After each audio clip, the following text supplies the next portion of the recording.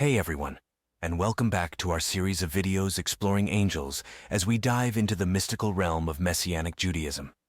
We delve into the fascinating realm of angels, seeking to unravel their mysterious hierarchy. We begin by examining the class of angels known as Erelim. Discover how their mention in the scriptures is intertwined with historical events and national tragedies. Next, we move on to explore the Ophanim or galgalim, angels who never rest and guard the throne of God. Uncover the significance of the wheels within wheels in the heavenly realm and their connection to the vision of the prophet Ezekiel. Finally, we immerse ourselves in the majestic realm of the Hayyot Ha-Kodesh, or living creatures, who are the highest rank of angels in Judaism. Learn how they guide mystics in their spiritual journeys and the trials that await believers. Today, let's delve into the realm of Erelim, a class of angels whose existence is derived from a verse in the book of Isaiah, depicting the threatening invasion of Jerusalem by Sennacherib during the reign of King Hezekiah. While Jewish and Kabbalistic texts attribute various functions to the Erelim, including roles within the heavenly host, they are most commonly associated with moments of death and national tragedy. They appear in many angelic hierarchies, often holding the first place among the 10 orders of angels. But in Maimonides' view, they hold the third. The term Erelim or Erelim is found only in Isaiah. It's a rather mysterious word, and traditional Jewish interpretation considers it a reference to warrior angels.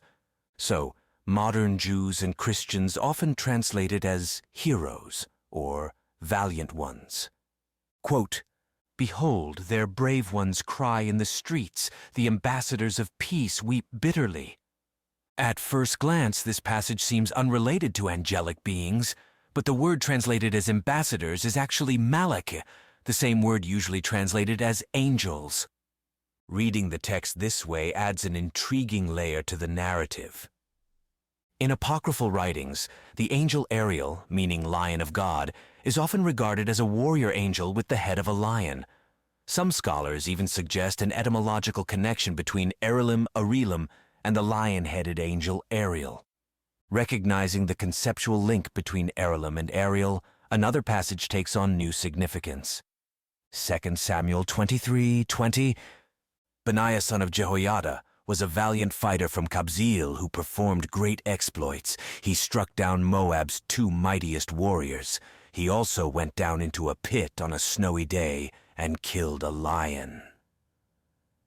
Some scholars speculate that the phrase Ariel's sons in this context refers to some kind of semi-lion, semi-human beings, as they are distinguished from the lion that Benaiah also kills in this verse. The question arises, why not use the same word if they were just lions too? In light of what we've seen with Erelim and Ariel, warrior angels of God, could it be that these 2 sons of Ariel were some similar spiritual beings, perhaps demonic or fallen angels? Perhaps the sons of Ariel were warrior demons, while Erelim were warrior angels. Scholars note that Satan, the king of demons, is often likened to a lion. The first epistle of Peter 5:8 says, "Be alert and of sober mind. Your enemy, the devil, prowls around like a roaring lion looking for someone to devour." In any case, Benaiah seems to have something against lions. In summary, we do not know what this word means, but in the context, Malachim, other angels, God's armies, and so on, are mentioned. Ancient Jews believed that this word specifically referred to warrior angels. There is probably an etymological connection between this word and the apocryphal angel Ariel. Yet modern translators blatantly mistranslate the word Malachim and impose a fabricated meaning of the word Erelim to support their naturalistic bias.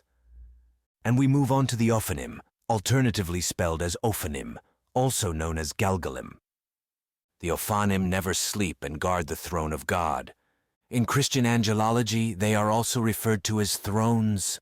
Overall, most of these descriptions stem directly from Ezekiel's vision, as there are essentially no other detailed sources. These wheels are associated with a passage from Daniel 7:9. As I looked, thrones were set in place, and the Ancient of Days took his seat. His clothing was as white as snow. The hair of his head was white like wool. His throne was flaming with fires, and its wheels were all ablaze. Moreover, Ezekiel contains numerous other quotes with similar descriptions. For example, I looked at these creatures and saw wheels on the ground beside them, one wheel beside each of the four creatures. The appearance and structure of the wheels were like gleaming chrysolite, and all four looked alike. Each appeared to be made like a wheel intersecting a wheel. As they moved, they would go in any one of the four directions the creatures faced. The wheels did not change direction as the creatures went. Their rims were high and awesome, and all four rims were full of eyes all around. When the living creatures moved, the wheels beside them moved. And when the living creatures rose from the ground, the wheels also rose.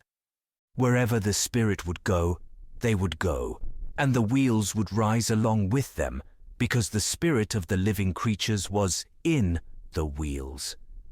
When the creatures moved, they also moved.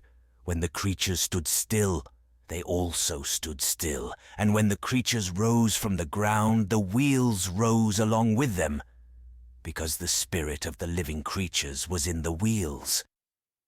Spread out above the heads of the living creatures was what looked something like a vault, sparkling like crystal and awesome. Under the vault, their wings were stretched out one toward the other, and each had two wings covering its body. When the creatures moved, I heard the sound of their wings, like the roar of rushing waters, like the voice of the Almighty, like the tumult of an army. When they stood still, they lowered their wings. Quite a frightening description, wouldn't you agree? As you can understand, these wheels move alongside the winged cherubim under the throne of God. The four wheels move in conjunction with the cherubim because they have the faces of creatures. They say that they were the actual wheels of the Lord's heavenly chariot.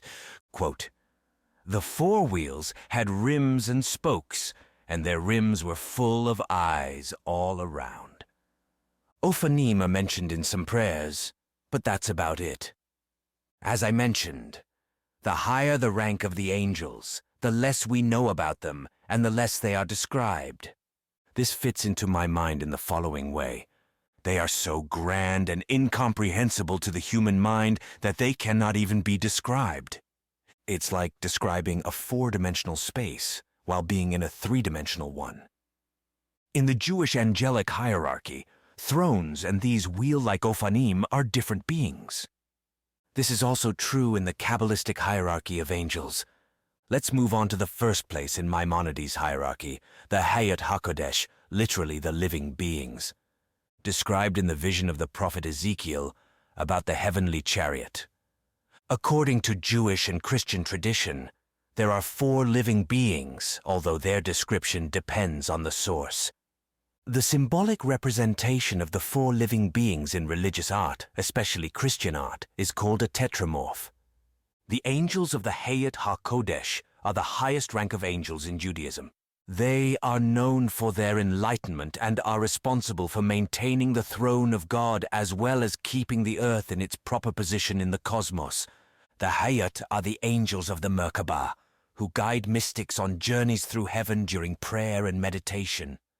Jewish believers identify the angels of the Hayyot Ha-Kodesh as the four living beings described by the prophet Ezekiel in his famous vision in the Torah and Bible, where these beings are often referred to as cherubim and thrones.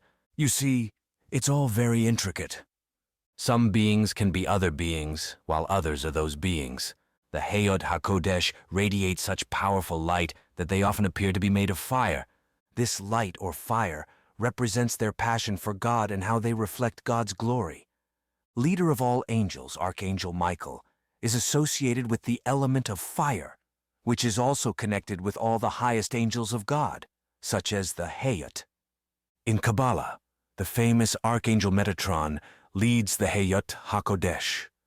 Metatron guides them, and they seek to unite the energy of the Creator, the energy of God, with creation, including all human beings created by God.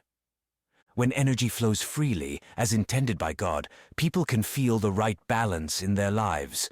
The Hayyot Ha-Kodesh serve as heavenly guides for believers who believe in the Merkaba. In the Merkaba, angels act as metaphorical chariots, bearing divine creative energy to people who seek to learn more about God and become closer to Him. The angels of the Hayyot Ha-Kodesh present spiritual trials to believers whose souls journey through the heavens during prayer and meditation. These angels guard the metaphorical gates that divide different parts of the sky. As believers pass their tests, the Hayyot Ha-Kodesh open the gates to the next level of trials, bringing believers closer to God's throne in the highest part of heaven. They are also considered in Judaism as angels who appeared in the form of a fiery chariot and horses to take the prophet Elijah to heaven at the end of his earthly life. In this well-known story from the Torah and Bible, the Hayyot Ha-Kodesh, whom other believers refer to as thrones because of this story, miraculously transport Elijah to heaven, sparing him from experiencing death like other humans. In conclusion, our exploration of the hierarchy of angels has provided us with fascinating insights into the celestial realm, from the warrior angels of Erelim to the enigmatic Hayyot Ha-Kodesh. Each class of angels plays a crucial role in spiritual traditions and mystical experiences. By delving into these topics, we gain a deeper understanding of the divine and the unseen forces that shape our world. We invite you to continue this journey with us by subscribing to our channel and exploring more content on spirituality and mysticism. If you found this video insightful and thought-provoking, don't forget to subscribe to our channel for more enlightening content. By subscribing, you'll stay updated on our latest videos and join a community of like-minded individuals on a quest for spiritual knowledge. We also encourage you to share your own understanding of angels in the comments below. What role do you believe angels play in our lives, and how has your perception of them evolved? Your insights contribute to the rich tapestry of spiritual discourse, and we look forward to hearing from you. Thank you for watching, and until next time, may you be guided by the light of the angels on your journey. Stay curious, stay enlightened, and stay connected.